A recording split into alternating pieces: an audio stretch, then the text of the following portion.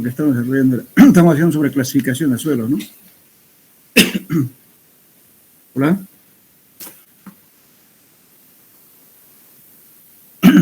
Sí, no se escucha.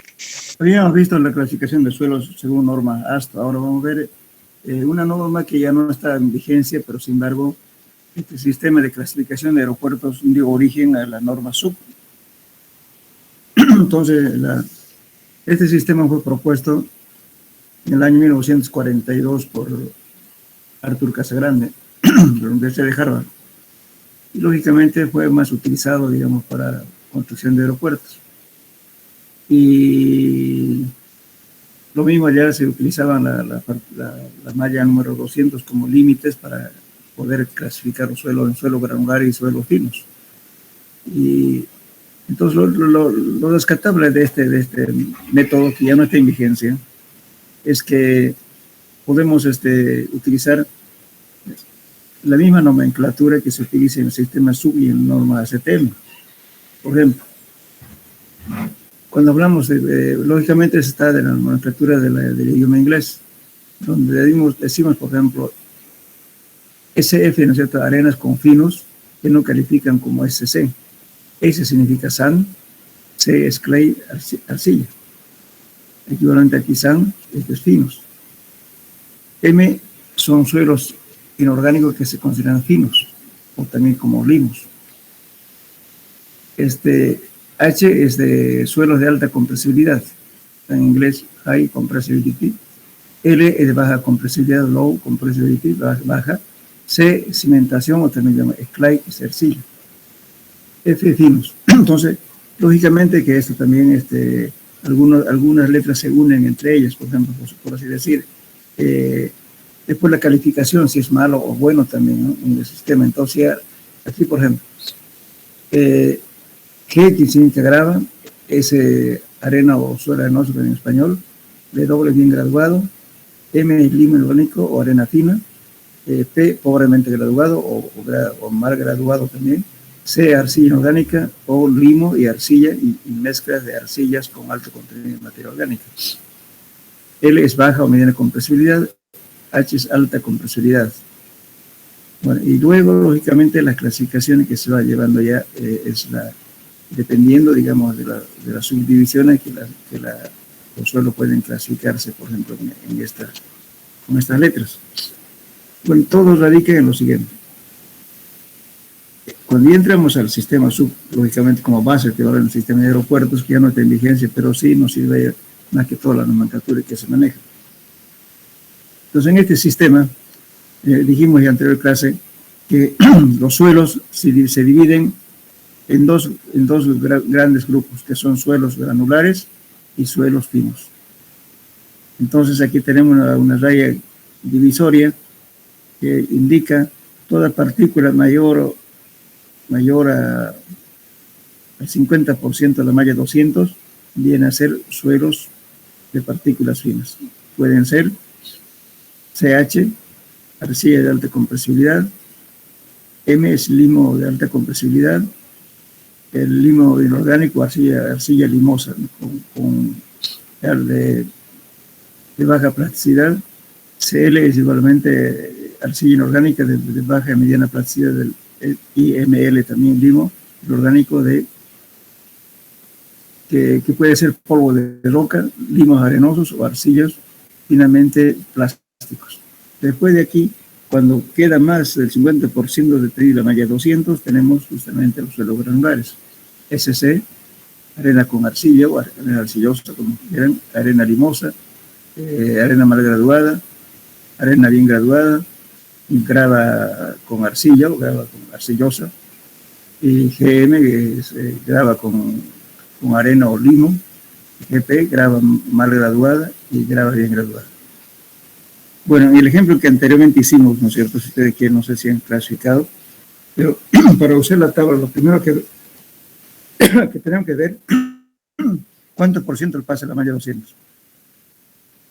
No me acuerdo, en la anterior clase estábamos viendo, pasaba más del 50%, creo, ¿no? o menos del 50% de la malla 200, ¿no? ¿Verdad? En El ejemplo que estábamos haciendo en la anterior clase. Era el 60%. ¿Cuánto por ciento pasaba la malla 200? Menos del 50%, creo que era. Bueno, de todos modos, le vamos a indicar cómo se utiliza este tratado. Es lo mismo que en el caso de suelos, en sistemas. Fíjense, supongamos que estemos en este. Ahora sí, suelo fino es más fácil clasificar porque podemos utilizar esta carta de plasticidad. Simplemente con el valor del límite líquido y límite plástico intersectamos el punto donde cae ahí, ese punto es el material que se indica.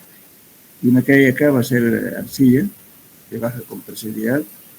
Si me cae aquí va a ser, ¿no es cierto?, materia orgánica con arcilla. Lo es de baja compresibilidad, y así. Si me cae en esta zona será CH, arcilla de alta compresibilidad. Bueno, y en el caso de las arenas, fíjense ustedes, dice por ejemplo aquí, más de la mitad del material es detenido en la malla número 200.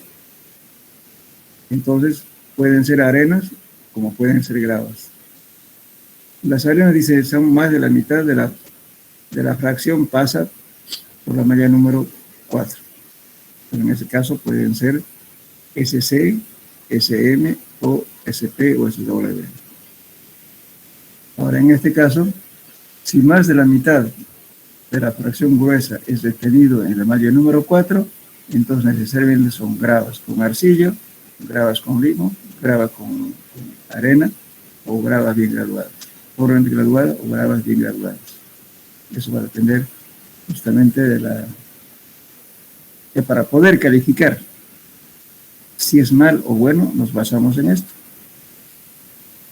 De la curva granulométrica vamos a sacar el D30, que es este de aquí, de sub 30, de sub 10 y de sub 60.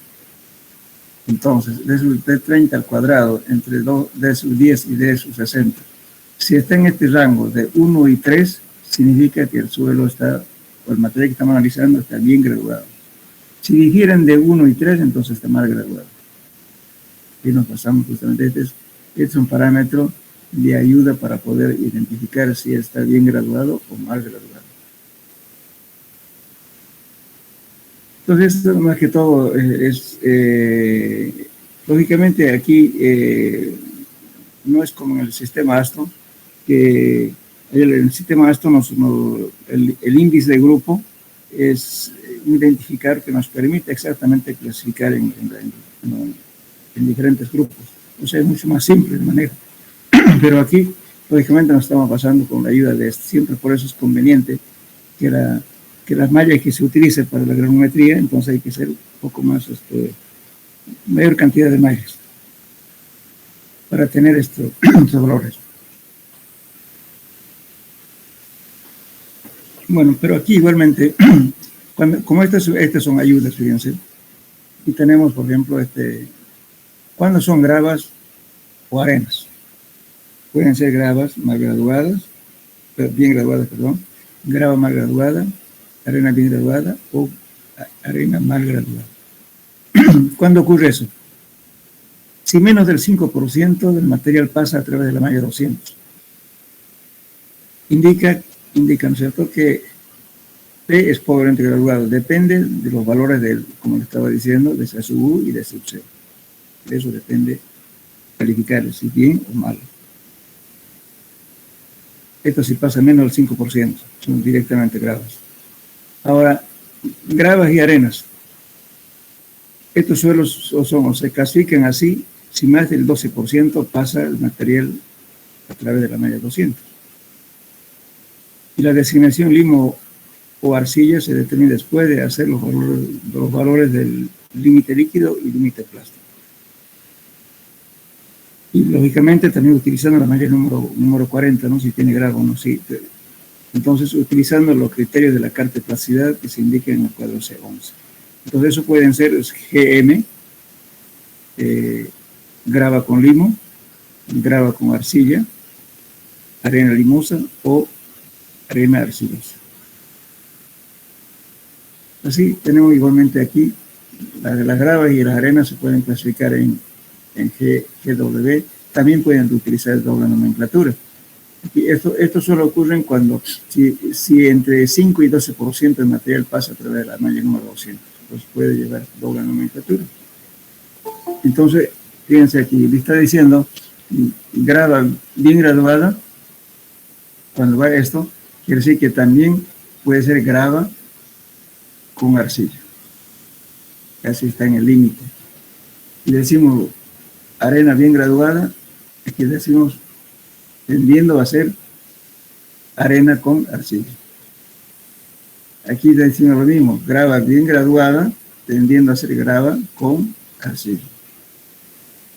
Eso ocurre cuando si entre el 5 y 12% del material pasa a través de la malla 200. Los suelos se consideran de grano fino, si más del 50 pasa la malla número 200. Eso es lo más simple. Puede ser NL o LCL. ¿Cuándo ocurre eso? Si los límites líquidos son menores a 50%, se escribe directamente con este prefijo L, quiere decir baja. Entonces el limo de baja compresibilidad. Este es arcilla orgánica de baja compresibilidad o arcilla de baja o mediana compresibilidad. Cuando pasa más del 50%, ¿no es cierto?, del límite líquido, entonces viene a ser MH o H o CH.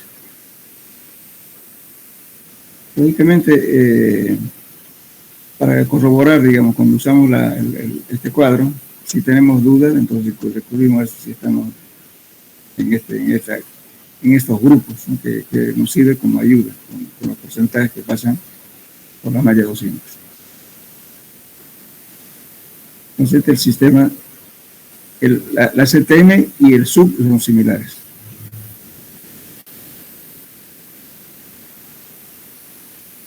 Bueno,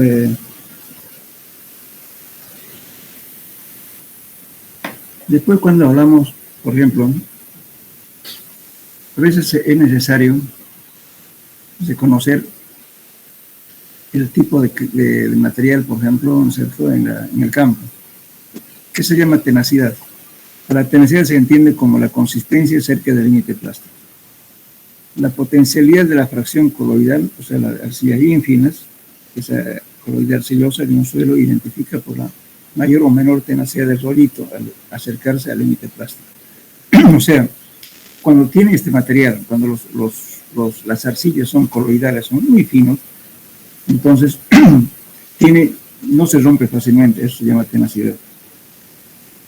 Podemos hacer rollitos de menos de 1 milímetro y sigue siendo rollito, no se rompe.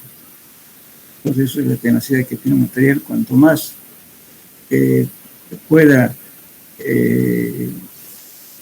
hacer un rollito de menor diámetro y no se rompe, entonces quiere decir que tiene más tenacidad, pero también tiene mayor cantidad de material fino.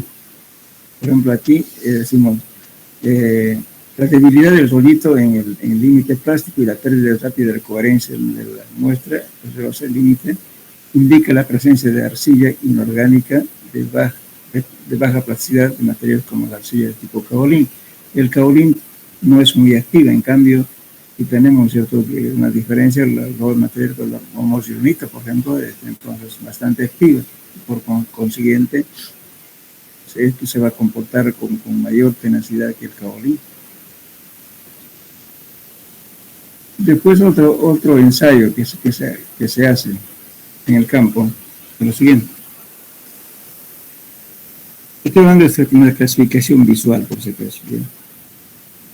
Pongamos que no tienen tabla, no tienen nada, pero quieren saber si tiene mucho fino o poco fino. Entonces, que se hace este ensayo que se llama dilatancia y reacción al agitado. Por ejemplo, si preparamos una muestra de suelo, se golpea con la mano, obtenemos diferentes reacciones. Una reacción positiva consiste en la aparición de agua en la superficie de la pastilla, la cual cambia, adquiere una consistencia lustrosa.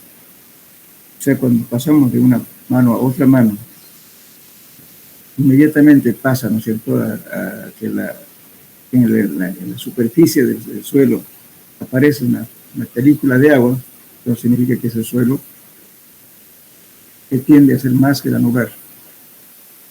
Cuando, por ejemplo, aquí, cuando la pastilla se aprieta entre los dedos, el agua y el luto desaparecen en la superficie. La pastilla se vuelve tiesa y finalmente se agrieta y se desmorona. La rapidez de la aparición del agua durante la agitada y su desaparición durante el apretado sirve para identificar el carácter de pinos en el suelo. Cuando la arena fina y limpia da una reacción más rápida, o sea que si apretamos inmediatamente para hacer agua entre los dedos, con más brillo también sobre la superficie de la porción de arcilla que uno maneja, perdón, del material que maneja en la mano. En cambio, las arcillas van a tardar que aparezca esa reacción, no aparecen inmediatamente, en forma que la apretemos con la mano, no aparece fácilmente el agua, sino que tarda un tiempo para aparecer. Entonces, cuanto más tiempo tarde, quiere decir que el suelo tiene mayor cantidad de pinos. Bien, entonces sería más o menos un reconocimiento a los suelos en campo. Por ejemplo, hay otra forma de saber identificar, por ejemplo, si tenemos un suelo que está en condiciones naturales, queremos saber si tiene mucho fino o si tiende a ser suelo granular. ¿Cómo se hace con eso? Hay dos formas. Uno puede hacer un corte con una navaja y si la baja, no, lógicamente es un corte rápido, y si en el corte aparece una superficie lustrosa uniforme, significa que tiene harto fino. Y si aparece irregularidades en la superficie de corte, entonces quiere decir que ese suelo tiende a tener suelos granulares, si es así. Lo mismo con el dedo, con la uña. Agarramos una superficie de un suelo, cortamos un poquito y pasamos la uña en forma rápida, ejerciendo presión. Si esa superficie donde fue pasado con la uña es totalmente lustroso y no tiene irregularidad, quiere decir que es un suelo de alta plasticidad. Y si en caso tuviera alguna protuberancia o un desprendimiento pequeño, entonces significa que ese suelo no tiene mucha plasticidad. Son reconocimientos que se hacen en el campo.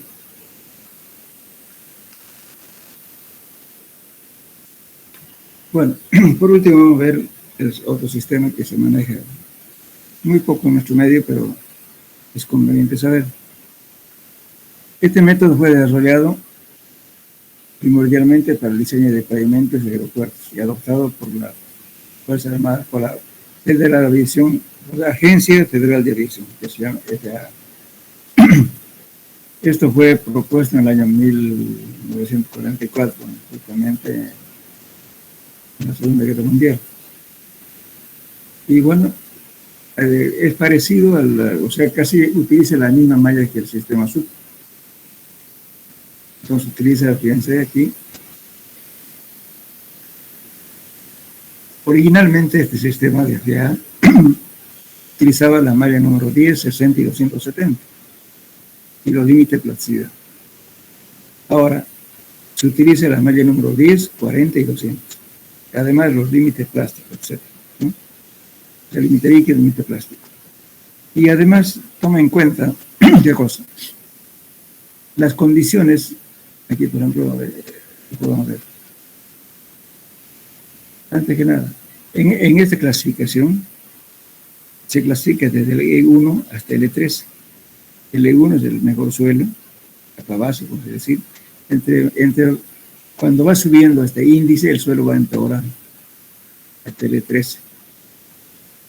Entonces, los suelos granulares son generalmente desde E1 hasta E4. Desde el E5 hasta el E12 son materiales finos.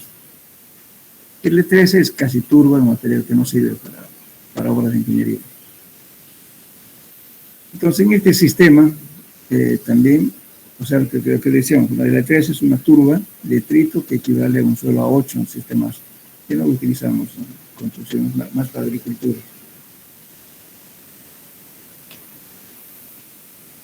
Bien, entonces, ahora para clasificar, por ejemplo, los suelos, ¿no es cierto? Según la figura 51, tenemos un abaco que enseguida lo voy a mostrar, que puede utilizar para clasificar los suelos finos a partir del E6 al E12. Estoy refiriendo a esto. Esto, para clasificar este suelo directamente trabajamos con índice de plasticidad y el límite líquido, donde intersectamos el punto donde cae, ahí es el tipo de suelo que corresponde. Entonces, el 10, el 12, el 9 y el 7. Entonces, esta carta se utiliza solamente para suelos finos y no para suelos granulares. Entonces, si queremos clasificar los suelos, aquí les mandé una fotocopia de esto, no sé si recibieron.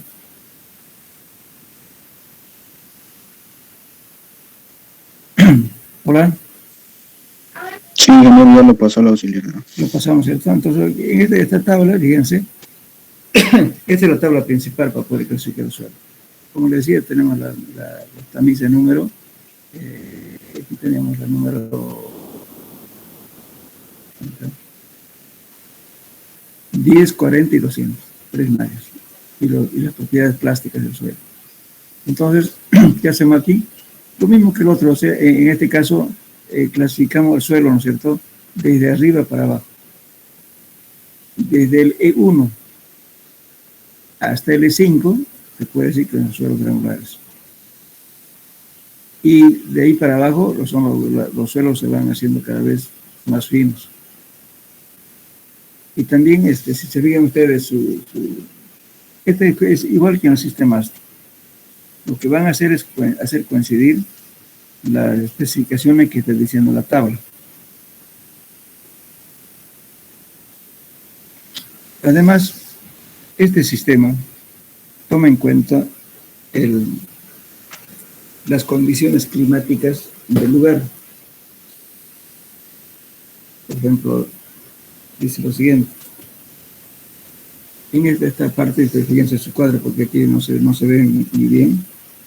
Aquí dice, por ejemplo, 40 aquí, ¿no?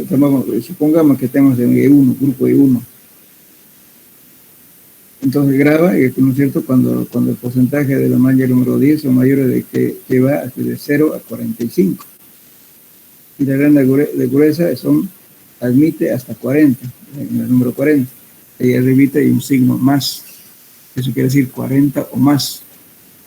Pero si, como ustedes, con la gravimetría que tengo, estoy haciendo coincidir, igual que en el sistema ASTO, si me da 39 ya no corresponde a este grupo, entonces tengo que bajar al otro grupo, bajo al E2.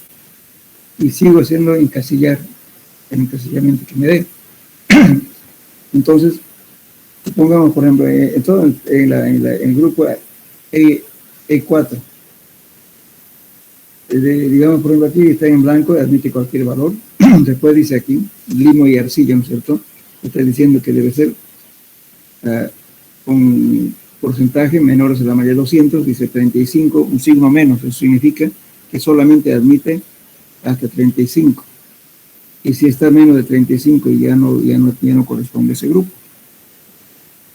Igual límite plástico, está diciendo que el límite líquido debe ser 35 o menos. Si es 36 ya no corresponde a ese grupo, igualito que en el sistema ASTE. Índice de plasticidad también dice 10 o menos. Ahora, si fuera 11 ya no corresponde a este grupo, entonces tenemos que ir buscando sucesivamente en cuál de los grupos encasilla con todos los datos que tengo. Además, toma en cuenta la categoría como subyacente. Habla de buen drenaje y drenaje pobre. Por ejemplo, cuando supongamos que el espesor del pavimento tiene 15 centímetros, digamos, y la helada, estas lógicamente regiones frías y tienen humedad del suelo, si la helada tiene mayor al espesor del pavimento, se considera helada severa. Si el congelamiento de hielo no fue menor que la capa de herradura, entonces decimos que poca helada o sin helada. Entonces ahí, por ejemplo, estamos considerando las condiciones climáticas y el tipo de drenaje. Supongamos que estamos con el suelo E1. Me está dando, cuando el suelo tiene buen drenaje, me dice FA y RA. ¿Qué significa eso? De que es adecuado para obras de pavimento flexible y pavimento rígido. Si tuviera helada severa, también me sirve, lo me sigue calificando como FA, RA.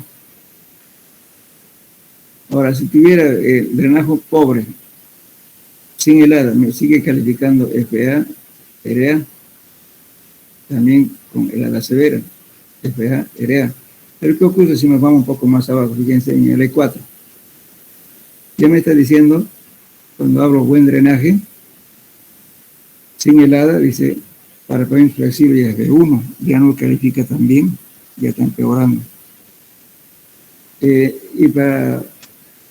Y pavimento rígido, sí, todavía sigue calificando como RA.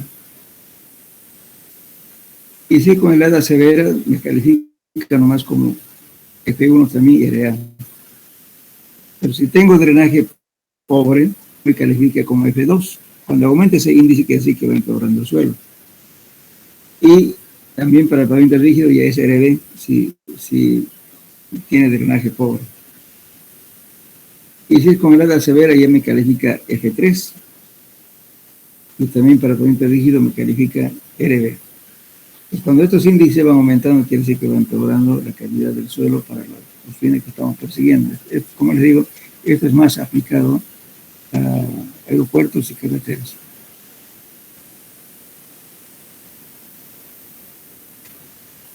Entonces, eso es la clasificación, digamos, mediante este sistema del FEA.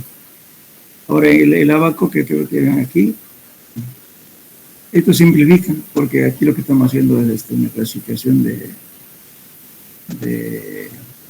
suelos simplemente con los valores de índice de plasticidad y límite líquido. Donde intersecta, cae el punto, ahí es la... A ver, aquí, en la figura, por ejemplo, aquí tenemos, aquí está el E11. La figura que les envié está claro, aquí no se ve, ¿no? Aquí es F11, E11, perdón. Aquí es E11. Y aquí es E10. Aquí es el E8. Y todo este es el E7. Y aquí viene a ser el E6. Entonces con los valores del índice de plasticidad y límite líquido intersectamos un punto, suponiendo que aquí hubiéramos tenido el valor de 40 y tengo un 20 el índice de plasticidad, tengo aquí intersecto aquí este punto, entonces este corresponde al E7. Entonces el E7, pues voy a ver ahí, me está diciendo un sector que es, si es con un buen drenaje, sin helada califique como F3, y es malo, como suelo de subrasante. También me da RB, y si es con helada severa, entonces me va a dar, ya estábamos en el E7, me va a dar como totalmente malo, porque califica F7 y además RB, ya no me sirve como material para el uso de la subrasante.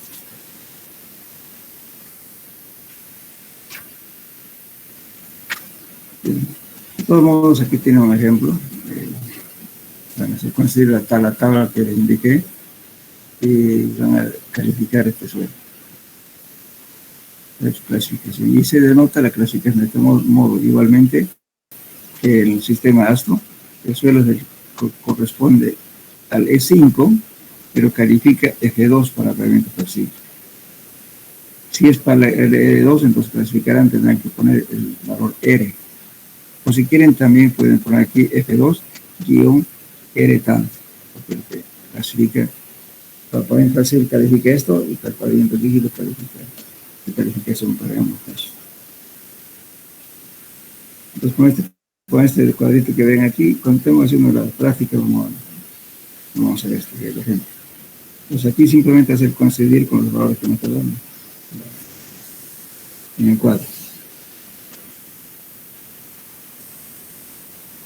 Bueno, eso sería en cuanto a todo lo que es clasificación de suelos. Lo importante de este tema es que tienen que saber el sistema Aston, el sistema SU, que es igual a la ACPM. Esta de la FA es más, muy esporádicamente se utiliza este sistema. Ahora, el sistema USDA nunca lo usamos.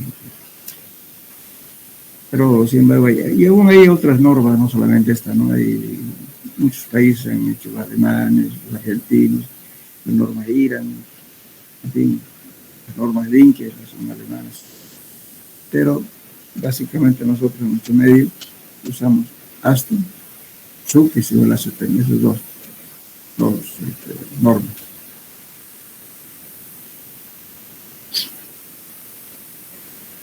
¿No? Si tienen preguntas de clasificación.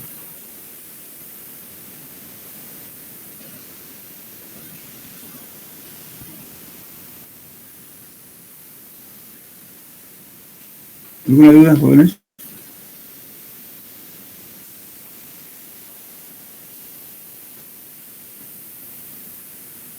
No hay manera. Ya. Nos vamos a entrar a otro tema, por favor. Los fenómenos capilares.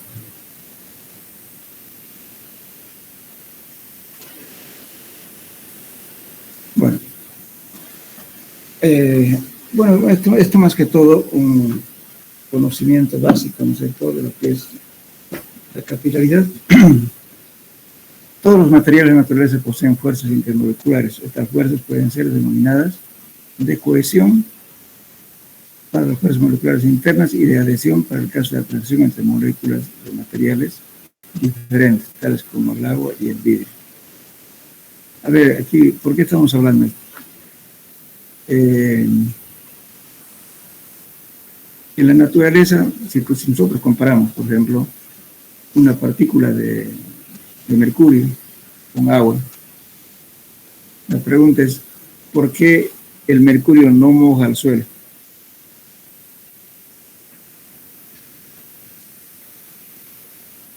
¿Quién me puede decir eso? Ustedes conocen el mercurio, ¿no es cierto? Porque su consistencia puede ser muy densa. Exactamente, su valor de cohesión es muy grande, o sea, la fuerza interna de cohesión es grande. Por eso es que el mercurio, si ustedes lo echan al suelo, se van a mantener esféricas, de diferentes tamaños, pero esféricas, no mojan al suelo. En cambio, el agua, si ustedes echan el agua, ¿qué va a pasar? Se dispersa, ¿verdad? Y inmediatamente moja cualquier superficie que toque.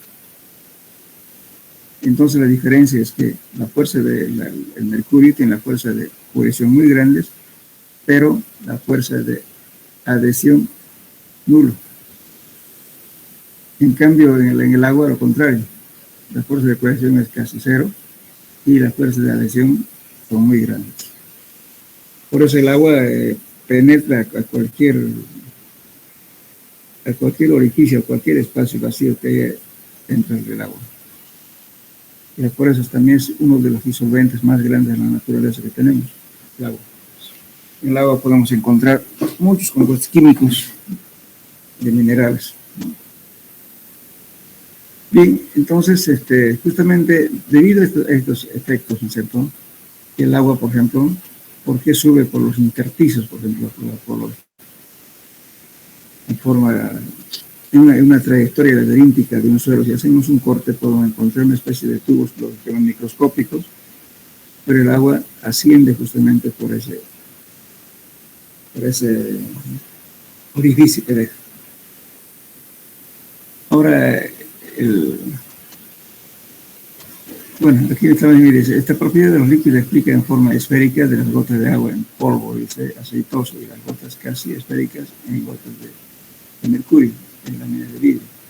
Pero ustedes díganme, ¿será que el aceite moja al suelo?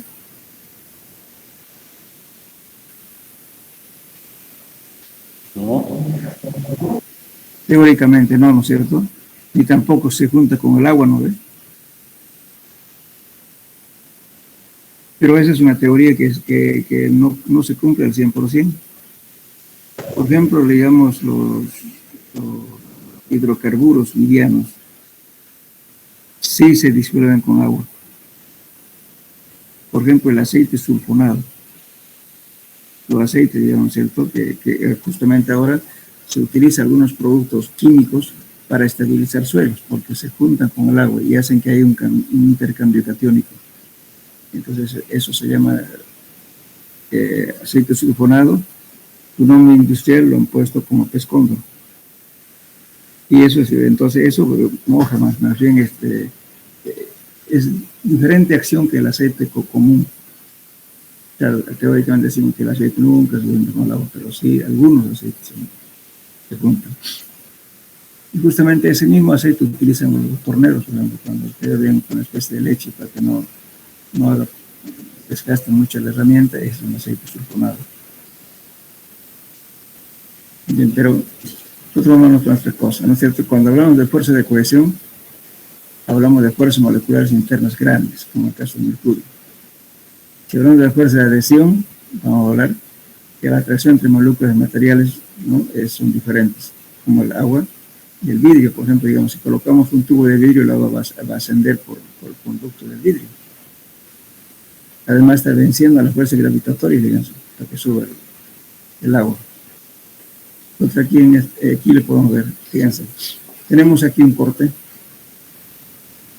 una zanja, y podemos medir, digamos, aquí está el nivel freático, a partir de aquí para abajo hay agua, aquí de este suelo está sumergido, y aquí tenemos el nivel freático, y el agua ya tenemos aquí, tenemos humedad, aquí, hasta el nivel de saturación, el agua por capilaridad ha saturado hasta aquí. Y lógicamente después el agua sigue ascendiendo hasta una cierta altura, se llama nivel capilar. Entonces el agua subió desde aquí hasta aquí. Entonces eso se llama capilaridad.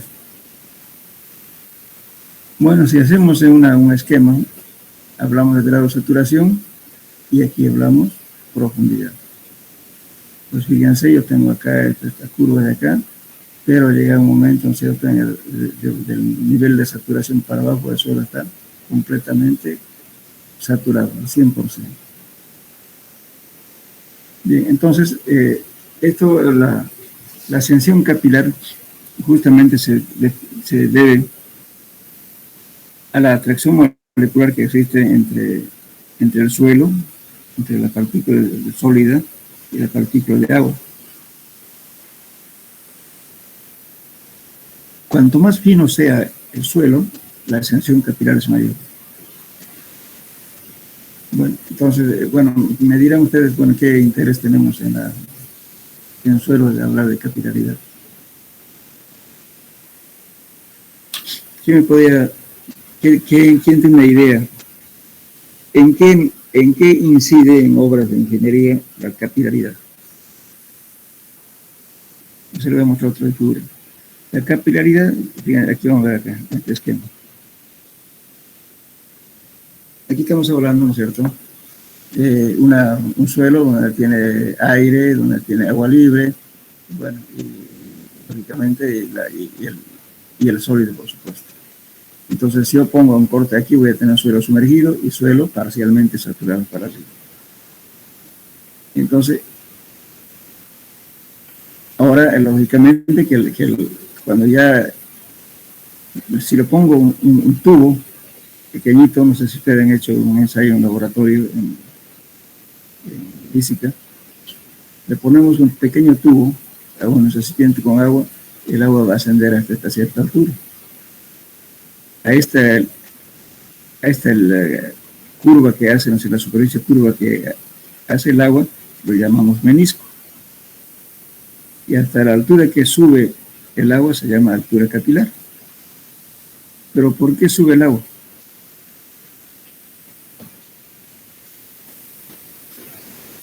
¿En qué nos puede? ¿Perdón?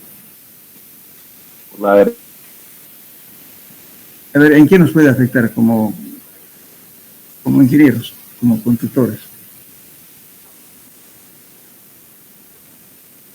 resistencia al vidrio.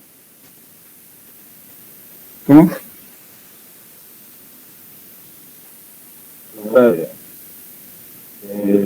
La receta del hormigón podría ser. Ya, les explico por lo siguiente. Miren, seguramente todo el mundo ha visto construir una casa, ¿no es cierto? Antes de colocar el piso, ¿qué le ponen? Hay que impermeabilizar un plástico, ingeniero, para la humedad. Para que no afecte. Exactamente, pero antes de poner el piso, le ponen un contrapiso, ¿no es cierto? Generalmente se coloca de piedras, generalmente.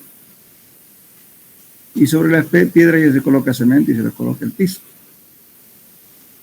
Bueno, el efecto de colocar las piedras no solamente es para repartir cargas, sino intuitivamente, ¿no? Sin saber por qué, están haciendo justamente, están rompiendo el efecto capilar. Si no pusieran esa camita de piedra, ¿no es cierto?, por capilaridad, si ustedes lo ponen directamente en un suelo que tenga fino, digamos, que sea arena fina, por último, el agua va a subir y se va a entrar por las fisuras que tiene. Ningún elemento es totalmente impermeable. Entonces el agua, como les decía, ¿no es cierto?, es tan adherente y va a haber, en épocas de lluvia va a haber una cierta cantidad de humedad dentro del ambiente. ¿Por qué? Porque el agua atravesó el piso por capilaridad. Si usted le pone una piedra abajo, una capa de piedra, está rompiendo el efecto capilar. 1, 2. ¿Han visto construir una casa, no es cierto? Cualquiera. ¿Qué ponen? El cimiento corrido, hormigón ciclópeo, ¿sí? Encima del cimiento, ¿qué le ponen? Un sobrecimiento. Sobre el sobrecimiento que se coloca antes de colocar el ladrillo.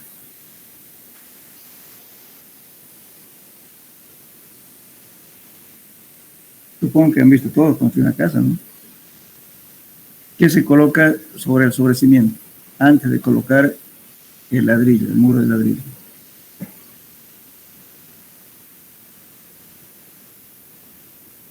¿Ah? El hilo adhesivo. Una manta impermeable, ¿no es cierto? Plástico con un poco de alquitrán, o en su defecto un cartón asfáltico, ¿no es cierto?, sobre el sobrecimiento. Y recién colocan el ladrillo. ¿Y por qué están haciendo eso?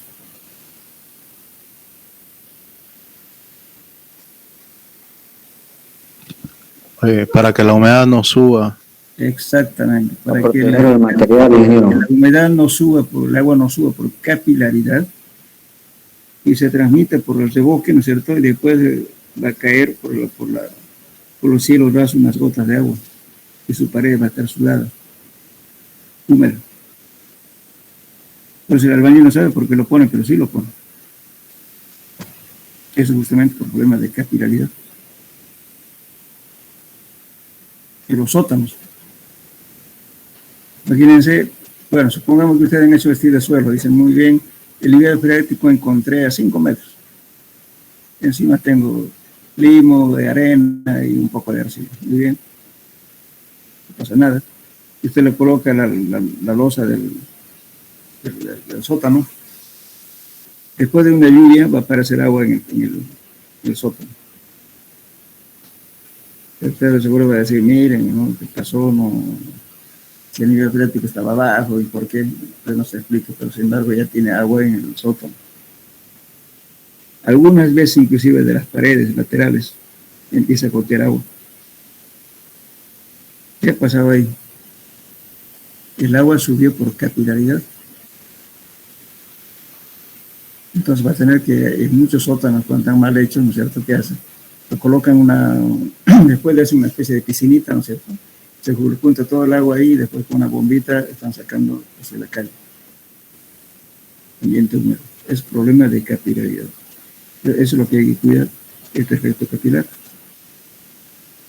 que no llegue por el piso ni por la parte lateral. Y para eso justamente también es conveniente, en cualquier edificación donde haya sótano, tienen que colocar una capa de piedra. Y encima ponen grava y ponen si quieren una manta sintética, de tal modo, ¿no es cierto?, que sea estanco y no sube el agua a través de la losa y el ambiente húmedo. Eso se hace en muchas obras. Por ejemplo, en la sala de máquinas de un elevador de granos, hay muchas veces el elevador de granos en los silos está en 4 metros de profundidad.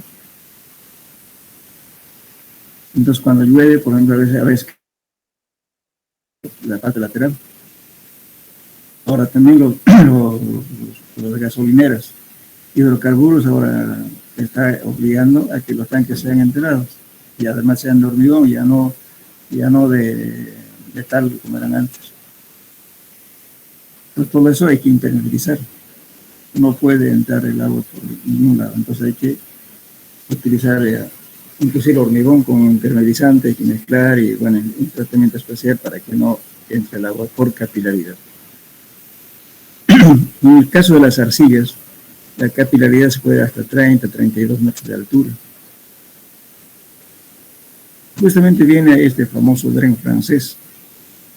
¿Qué es un dren francés? No es más que una capa de piedra que se coloca para evitar la ascensión capilar.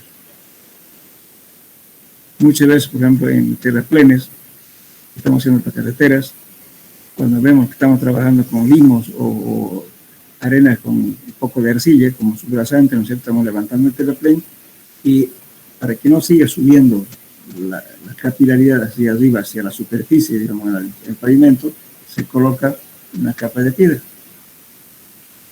Eso se llama dren francés.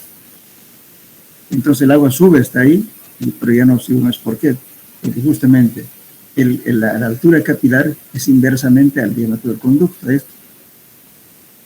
Entonces con la piedra lo anulamos la ascensión capilar. Al subir esta cierta parte, podemos subir. ¿Por qué? A ver, qué es importante en un terraplén de capilaridad.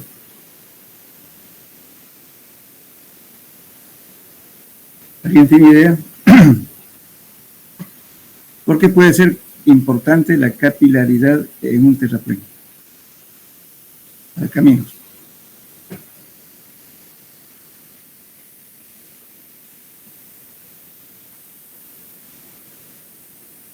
¿Y tienen idea? Supongamos, generalmente en los caminos se van a fijar, agarran tierra, ¿no es cierto?, de la parte lateral de la carretera y levantan con el mismo suelo el terraplén. Entonces al pie del terraplén queda ya un pozo, al otro lado también. Entonces cuando llueve, ¿qué ocurre? Se acumula agua. Entonces por vasos comunicantes, ¿no es cierto?, la altura del lado izquierdo va a ser igual al lado derecho también, entonces hay vasos comunicantes en la superficie libre. Entonces el agua empieza, como está en comunicación, el agua empieza a ascender para arriba. Entonces esa agua va a ascender, si el suelo tiene bastante fino, entonces inclusive va a tratar de pasar en la capa base que está colocada y por tanto va a subir de abajo hacia arriba, inclusive como partículas de agua en la superficie. Después de una lluvia van a ver ustedes, ya no llueve, pero sin embargo en el piso tiene unas de agua que están saliendo de abajo hacia arriba. Eso netamente es problema de capilaridad. Siempre es de esperar que el agua entre de arriba hacia abajo, no de abajo hacia arriba. Entonces, ¿cuál es el efecto? Entonces, como ustedes tienen capa base, que son piedras de 2 pulgadas, 1,5, etc. Y bueno, y abajo tienen otro material que la subrasante, que es un material no muy adecuado, pero de menor calidad. Entonces, bueno, resulta que con la saturación del suelo por capilaridad empiezan a mezclarse entre ellas. Las partículas grandes que estaban arriba en capa base se precipitan para abajo poco a poco y la parte fina sube para arriba. Entonces, cuando ocurre eso, resulta que el fino se está yendo para arriba y el grueso esté bajando para abajo. Entonces lo que era capa base ya no es más capa base, pierde su capacidad de soporte. Entonces esa capacidad de soporte se lo pasa a la capa de rodadura, al pavimento. El pavimento no está hecho para aguantar tanto peso, tanto tráfico, y por tanto se empieza a desintegrar, aparece primeramente fisura, después aparecen baches y después se arruina la carretera. Listo, entonces está arruinado el asunto. Pues por eso algunas veces se colocan, como le digo, de un francés, o también ahora últimamente se está colocando geotextiles para evitar este problema de contaminación por efecto capilar. Donde hay piedra hay que poner esa capa, donde hay arcilla, puede levantar terraplén con limo o arcilla, pero hay que poner algo que no afecte la capilaridad. Bien, entonces por eso cuando se hace una evaluación de carreteras, seguramente va a hablar el ingeniero de carreteras sobre esto, pero más o menos con el enfoque desde el punto de vista de suelos. Cuando está apareciendo los baches, ya no es conveniente hacer un resellado, porque ya es un problema. Hay dos tipos de problemas en pavimento, que es un problema netamente superficial, que sería del pavimento, pero el otro es estructural. Estructural es todo el terraplén, entonces es un fregado. ¿Por qué? Porque tienen que sacar el material, evaluar el material y tal vez tengan que deshacer todo. Entonces, ¿cómo se evalúa eso? Primeramente se corta un pedazo de pavimento, no importa que sea rígido o flexible, y luego se mide la densidad en sitio de arriba en diferentes capas. Se hace la curva de compactación del material que se extrae y se revisa, ¿no es cierto?, con cuánto por ciento de compactación hay, y además la clasificación del suelo. Y también le va a chequear su CBR. Entonces, si está muy contaminado, entonces ya quiere decir que se mezcló la capa base con la subrasante, y por tanto el suelo ya no es adecuado para seguir soportando cargas. Si lo colocamos, te va a funcionar bien un tiempito, después va a crear el mismo problema. Entonces, ¿qué hay que hacer? Sacar el pavimento, sacar la materia que está contaminada, mezclar con otro material granular para mejorar y volver a reutilizar. Eso se hace en la evaluación cuando hay problemas de baches. Y esos problemas netamente, ¿en qué empezó? Por efecto capilar. No se tomó en cuenta esa presencia de agua que por abaratar costos constructivos, a veces se utiliza el material de la parte lateral, pero no se hace salida de agua. Entonces el agua está permanentemente afectando por capilaridad. Es el tema. Entonces la aplicación de nosotros es eso. Hay que tener cuidado en las construcciones, siempre ver. Ahora, por ejemplo, otro efecto que surge cuando se está haciendo por un estudio, digamos, que se lleva 5 metros de terreno y tienen que ser un sótano a 4 metros. Pero sin embargo, antes de llegar a los 4 metros de excavación, ya tienen agua. Y el constructor dice, pero ¿por qué en el estudio de suelo dice 5 metros y resulta que a los 4 metros tengo agua? Es fácil. Usted está levantando algo que está confinando. Entonces, ¿no es cierto? Entonces la presión que está ejerciendo el agua vence la presión que está de arriba y por consiguiente el agua sube. Tengo una lagunita ahí. Entonces siempre es conveniente cuando se hacen edificaciones grandes o a mayor profundidad, se debe controlar la ascensión capilar colocando piezómetros. Los piezómetros son los tubos que se coloca con la perforación abajo, a donde uno quiere determinar el nivel de agua, y vemos cuánto sube para arriba en diferentes épocas del año. Pues no es nomás por eso, hacer nomás un edificio estoy hablando de edificios grandes, por supuesto. Entonces tiene que controlar, se colocan piezómetros. En los edificios, por ejemplo, que están construyendo en la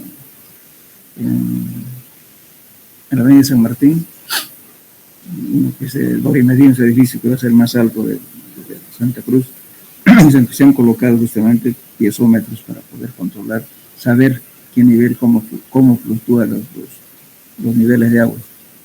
¿Por qué? Porque justamente ahí creo que tiene 4 niveles de sótano, está profundo. Hay que tener ese problema netamente de capilaridad. Bueno, eso más o menos el concepto de este temita que estamos viendo. A veces uno no dice, no incide en nada, eso es falso. Al agua hay que tener respeto y miedo. Bueno, entonces, lógicamente, ahora vemos nuestro tema. Para ver, lógicamente, esta situación, vamos a hablar, por ejemplo, de la tensión superficial. La tensión superficial se puede representar como una fuerza en la superficie de separación entre el aire y el agua que actúa paralelamente a la superficie del agua y su magnitud. O sea, si tenemos, ¿no es cierto?, aquí una burbuja de aire aquí, y la tensión superficial está justamente en la separación entre el aire y el agua. Por eso tiene un valor de una fuerza lineal. En este caso, T sub 0, que es la tensión superficial, tenemos 0.75 gramos por centímetro, o equivalente a 73 dimes por centímetro, esto a 21 grados centígrados. Lógicamente, esto es variable dependiendo de la temperatura. Ya,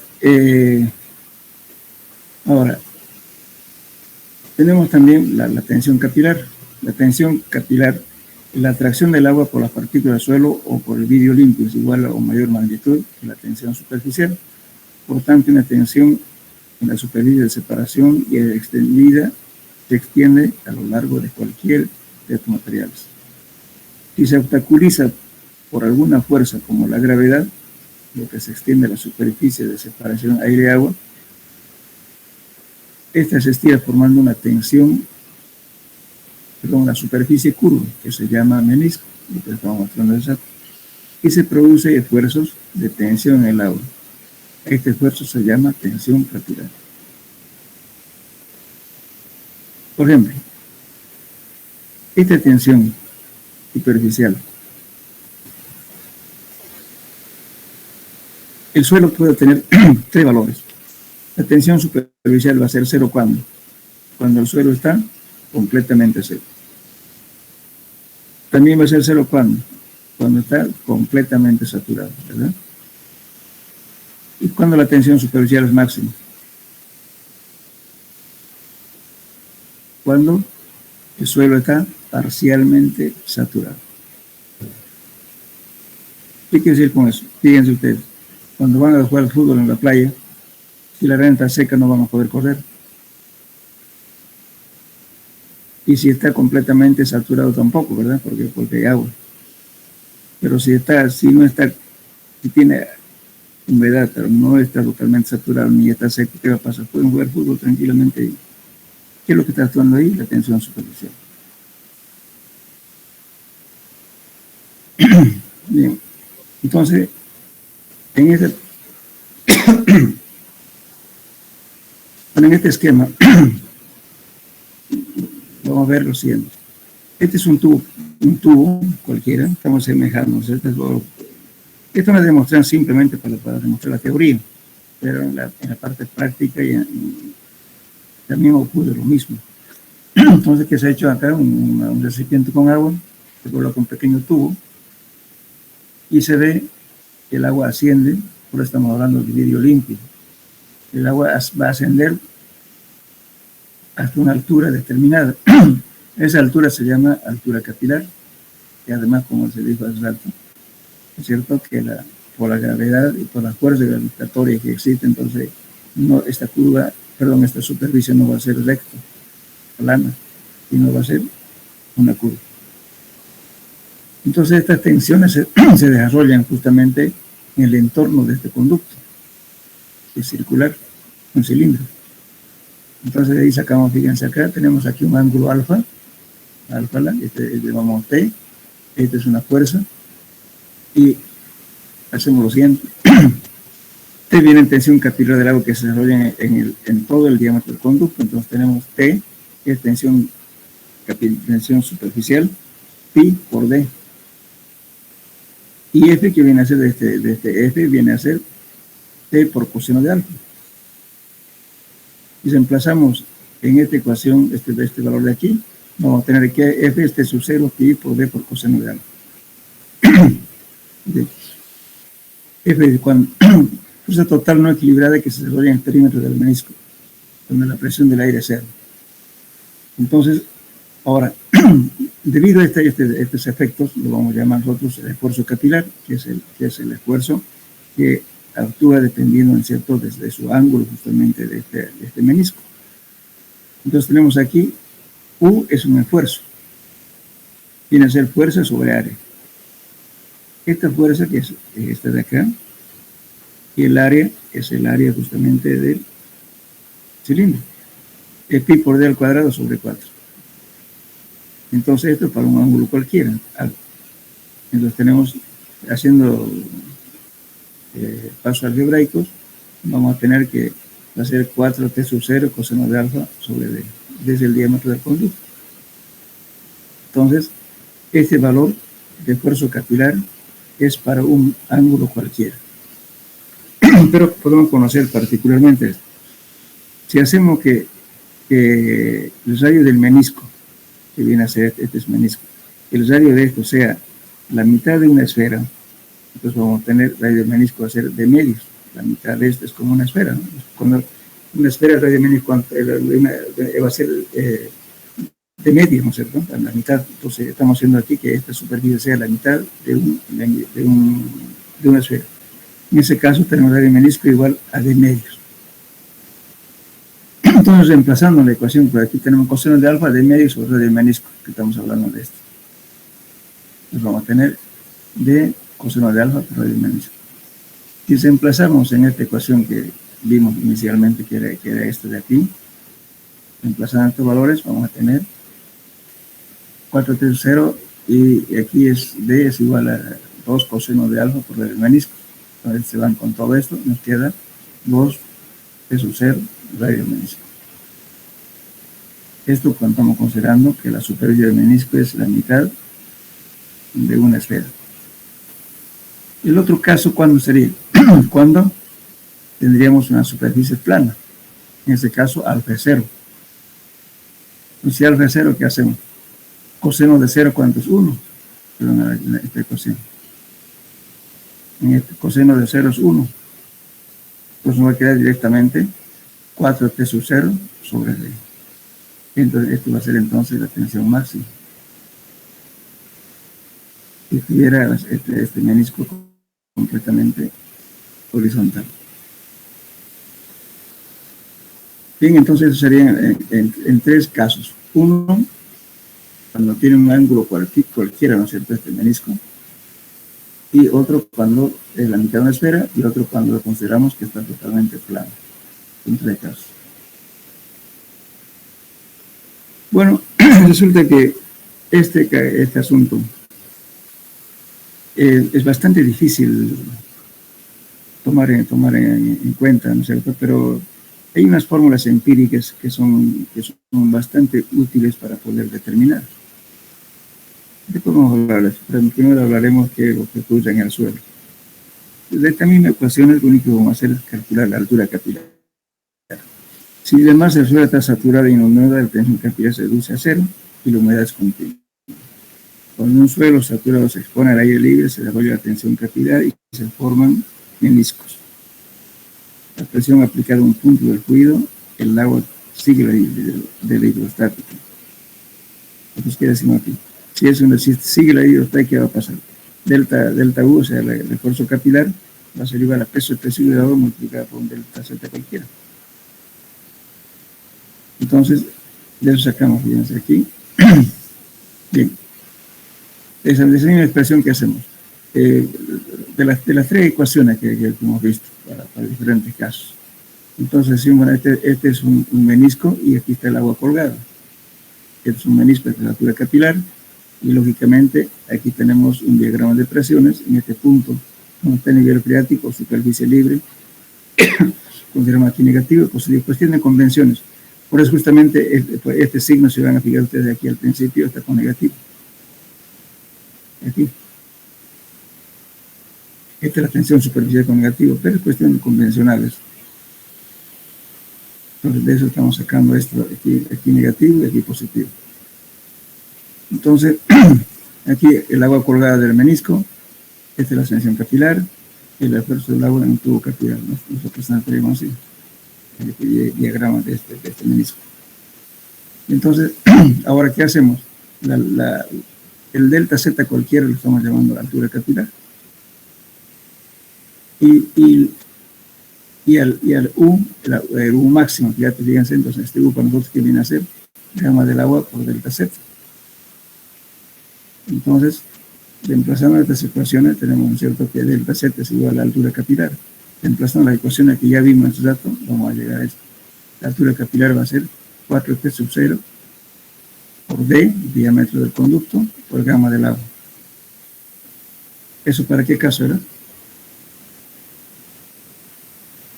De la ecuación que estamos empezando, ya entre tres ecuaciones. Una hemos hablado, para un ángulo cualquiera. Otro cuando es la mitad de una esfera. Y el otro es cuando es horizontal. Entonces tenemos tres ecuaciones. Bueno, fíjense, esto es de 4T sub 0 coseno de alfa sobre D. Y otro es 2T sub 0 por radio del menisco. Y el otro, cuando está plano, tenemos 4T sub 0 sobre D. Son tres casos. Entonces estamos reemplazando la misma ecuación, entonces vamos a tener justamente la altura capilar para los tres casos. Uno es esto, 4T sub 0 sobre D por gamma del agua. Y esta altura capilar, para un algo cualquiera, tenemos 4T sub 0 coseno de alfa por gamma del agua por D. O sea, aquí tenemos la altura capilar para los tres casos. Bueno, ahora el asunto para poder, digamos, evaluar exactamente esto, porque es bastante difícil saber, por ejemplo, el diámetro del conducto. Entonces, lo que han hecho los autores aquí, por ejemplo, Hassen, ha hecho una formulita empírica, que más se utiliza este método, esta formulita, que viene a ser C, C es una constante que varía entre 0,1 centímetros cuadrados y 0,5 centímetros cuadrados. Va a depender del tipo de material, ¿no? Entonces, cuando sea más arcilloso, será más grande. Cuando sea menos arcilloso, entonces será este valor más chico, este valor C. Y es la relación de vacíos inalterado. D es el diámetro efectivo de Hassen que se calcula de una curva granulométrica del suelo. Y con eso calculamos la altura capilar. Una fórmula empírica. Bien. Ahora, otra formulita que había aquí era esta. Esta también otra fórmula empírica. Pero esta es más ambiguo, fíjense. Para fines prácticos se puede utilizar la siguiente relación. 0,306 dividido entre D. Pero lo difícil es encontrar este D, ¿dónde lo va a encontrar? En un libro especializado dice, ¿no?, que en la arcilla puede ser el diámetro del conducto, tanto, pero eso es muy relevante, ¿no? Casi no se usa esta ecuación, pero a veces saca de apuro. Lo que más manejamos justamente es esta ecuación de Hassen para calcular la altura capilar. Muy bien. Este ejemplo lo vamos a dejar después. Vamos a terminar con esto. Ya. Ahora, esta ecuación viene aquí, porque se ha colado acá. Factores que influyen en la capilaridad. La capilaridad es una función de muchas variables. Como la altura y la velocidad del movimiento capilar están influenciados por los siguientes factores. 1. Tensión superficial del agua. Tiempo, temperatura, evaporación, contenido de humedad, densidad de su masa, tamaño de las partículas. Entonces, ¿qué te quieren decir aquí, no es cierto? Uno, primeramente, el tiempo. Justamente si medimos la ascensión capilar, aquí estamos poniendo la altura capilar versus días. Entonces, fíjense, la altura capilar ha subido poco a poco, hasta la altura máxima, y de ahí es asintótico. En este caso, a los 20 días, subió la ascensión capilar de 20 días, a la altura capilar máxima de 80 y se mantiene constante, ya no sube más tampoco. Hasta ahí se equilibra. Es más o menos, esa es la curva que hace, ¿no es cierto?, la ascensión capilar en función del tiempo. Bueno, pero de eso va a depender esta altura capilar, como decimos aquí, ¿de qué depende? Tiempo, el tiempo que ocurre, la temperatura, la evaporación. Pero ¿quién me puede decir qué es evaporación?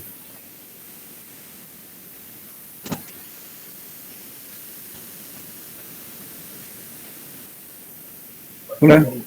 Un cambio Sí, es de líquido a gaseoso. Es una pérdida de humedad, ¿no es cierto?, por evaporación, ¿ok? ¿Está bien? ¿Qué es lo que ocurre? ¿Por qué es importante la evaporación? Por ejemplo, si ustedes estuvieran haciendo una carretera donde hay viento y mucho calor, ustedes tienen que trabajar con la humedad óptima, de la humedad que se saca de la curva de compactación. Entonces, si no controlan la humedad, pues cuando están compactando, el viento y el sol le va haciendo evaporar la humedad y por consiguiente el suelo va a estar seco, no va a poder compactar para llegar a su densidad máxima. También el contenido de humedad también es importante, ¿no es cierto? Eso va a depender también de la situación del medio ambiente, si cuánto porcentaje es humedad ambiental. Después de su densidad de su masa, ¿qué es densidad de su masa? ¿Con qué grado de compactación está? Si está muy suelto o muy compacto. El tamaño de las partículas, también. El tamaño de las partículas, lógicamente, que en el suelo granular va a subir a una cierta altura y se queda ahí. En cambio, el suelo, si es un suelo arcilloso, la ascensión va a ser más prolongado, la ascensión capilar, y va a ser a mayor altura. Es importante hablar de, por ejemplo, digamos, de evaporación. Fíjense. La evaporación es importante cuando estamos compactando en dos condiciones extremas. Uno, cuando llueve. Cuando llueve, ¿qué ocurre? No podemos seguir trabajando, haciendo carretera. Vamos a tener que esperar. Y justamente, fíjense, aquí dice, en 12 horas se evapora aproximadamente 2.5 centímetros de espesor de suelo, por supuesto, a una temperatura de 25 grados. Y en zonas templadas, solo 2/3 a 1/3, casi nada. Pues por eso es que cuando se va, si uno quiere continuar compactando después de una lluvia, hay que remover el material. Hay que abrir en camellones lo que ya estaba pavimentado, ¿no es cierto?, para hacer que evapore, para compactar a la densidad máxima y seguir trabajando. O en su efecto con la retro, se va volcando el material, pero expone hacia el sol, otra vez a otro lado, para poder acelerar la evaporación. Ahora ocurre lo contrario, si hay mucho viento y mucho calor, bueno, prefiero trabajar de noche. Porque a veces de día no se puede trabajar cuando el calor es muy fuerte y el sol pues se evapora. Peor si no hay agua en la región, entonces peor todavía, porque el agua hay que traer de distancia larga. Bien, entonces todo ese caso lógicamente hay que tomar en cuenta, ¿no es cierto? La evaporación es importante para el avance de una obra. Usted no puede sentarse pues a tomar café para que el sol actúe y le esté poniendo la humedad adecuada para seguir trabajando. Tiene que hacer algo. Y para eso justamente es de mover el suelo. Bien. Ahora, también otro fenómeno que ocurre en el suelo se llama succión. El nivel freático, si hay una cierta profundidad en la superficie freática, el agua estará a una presión igual a la atmosférica. Por debajo de la superficie, la presión del agua en los poros del suelo aumenta con la profundidad. Por encima de la superficie freática, las fuerzas capilares se oponen a la fuerza de gravedad. Si tomamos como cero la presión del agua en la superficie freática, esta presión será positiva, que por debajo el nivel freático en eje negativo. Por encima. Pero en resumen, succión se puede indicar como succión en un suelo que es la presión capilar mediante la cual el agua es retenida en sus poros o vacíos. Cuando el suelo no está sometido a esfuerzos exteriores, la presión capilar se denomina presión negativa de poros. Esa succión es la capacidad de retener el agua, ¿no es cierto?, en los poros,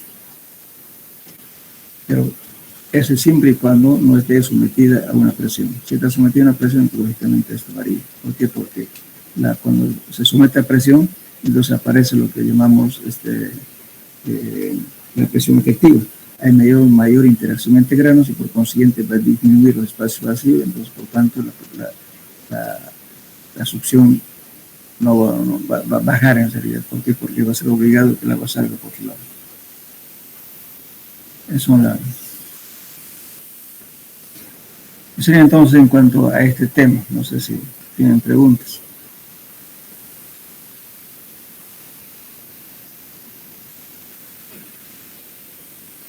Hola. Hola. Sí, no se escucha. ¿No tienen preguntas al respecto? ¿O no le entendieron nada?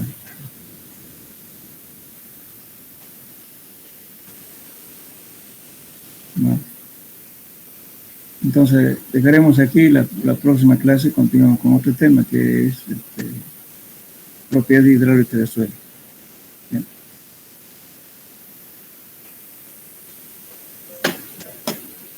Bueno, entonces, quedamos hasta luego.